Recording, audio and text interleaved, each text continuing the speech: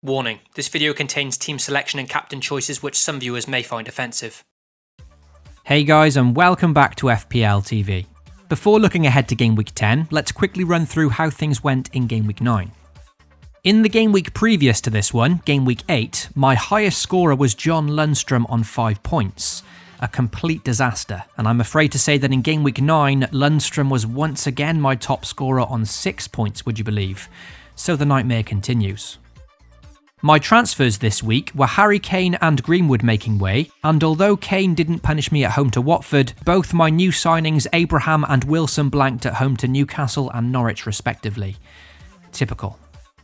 Callum Wilson's opponents Norwich had lost all their previous away fixtures and had the worst defensive record in the league, conceding 21 goals in just 8 games. Ironically, Bournemouth and Norwich were the only two teams left yet to keep a clean sheet so far this season, so of course they play out a 0-0 draw, both getting clean sheets, which also resulted in my third striker Pukki blanking in that fixture. Given all these stats to back up my selection of Wilson, I still feel it was a logical one. But my takeaway from this blank is that in FPL you can try and make logical and well-informed decisions, but if it doesn't pay off, you simply have to accept that you're a bit unlucky and hope that it balances out over time. Apart from Lundstrom's clean sheet and 1 assist from Raheem Sterling, there were blanks everywhere else in my side, with Son getting benched, McGinn having an assist ruled out by VAR, and also the Liverpool defensive double-up is still not returning many points. So after another horror show of a game week, with my captain blanking for a 7th time this season, my team have amassed a minuscule 31 points.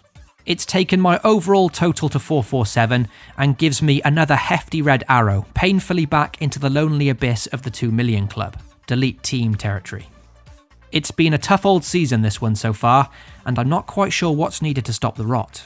But as I keep trying to remind myself, there's still plenty of time to go. So let's move on to Game Week 10 now and discuss how I can begin to fix this mess. And as always, if you enjoy the content here at FPL TV, be sure to drop a like on this video and most importantly get subscribed. As things stand, there's 5 players in my team that I'm looking to move on sooner rather than later. These players are Heaton and McGinn of Villa, who face Man City and Liverpool in back-to-back fixtures, the out-of-form Son and Pukki, and also Virgil van Dijk, with his teammate Andrew Robertson my much preferred option over the long term. With so many issues in my side, this week is more about trying to work out where to prioritise some changes first. So although I'd love to change my goalkeeper from Heaton to Nick Pope for example, I'm not sure using a transfer is worth it this week, especially for a -4 with other problems still to sort out. The same goes for Teemu Pukki. Granted, he's out of form, and options like Raul Jimenez or Jamie Vardy are very appealing. But giving him one more chance at home to United doesn't seem like the worst option, with both Son and McGinn arguably having tougher fixtures this week. Therefore, it's these 3, Son, McGinn and Van Dijk, who have the most chance of leaving my squad for Game Week 10. One transfer I could make is to replace either Son or McGinn for 1 free transfer and bring in Callum Hudson-Odoi. The Chelsea winger has delivered an assist in each of his last 3 games and simply looks to be great value at just 6 million. Chelsea's fixtures do look decent over the long term, and Hudson-Odoi is a player I very much wanted at the beginning of this season, and if it weren't for his injury he may have made my Game Week 1 squad.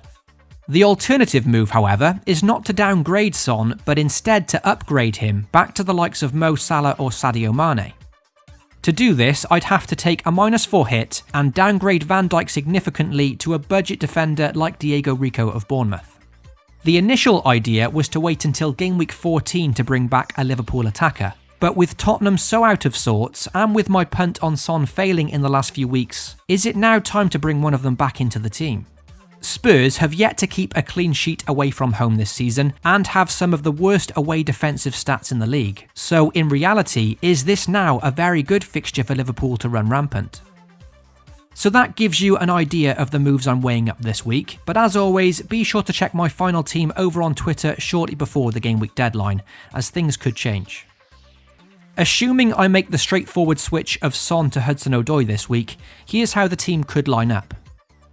It would mean still backing the Liverpool defence at home to Spurs, and then benching John McGinn away to Man City. As mentioned, keeping Tom Heaton in goal away to Man City isn't ideal, but taking a -4 hit to remove a goalkeeper doesn't seem worth it, so hopefully he can rack up a few save points at least. For the captaincy this week, it's of course a big dilemma for many, as it is for me, between Kevin De Bruyne and Raheem Sterling. My advice would be, if you want the sensible risk-free option, go with Kevin De Bruyne. The Belgian only played 67 minutes in midweek and has returned double-digit hauls in all the home games he's played so far. However, if you want to take a risk with potential for more explosive returns, then of course Raheem Sterling has his appeal. He scored a hat-trick and assisted 2 goals in the Champions League during midweek, therefore making him a very tempting captaincy option. The downside is he played a full 90 minutes, and could therefore be vulnerable to the dreaded Pep rotation. Captaining Sterling has the chance to reap huge rewards, but it's a much riskier choice. So if you are set to captain him like I'm tempted to, be sure to set your vice-captain correctly, because often when Sterling does get benched, he sometimes stays there. After that scintillating performance in midweek though, can Pep really bench Sterling? Only he knows. So that's my potential team lineup discussed for Game Week 10.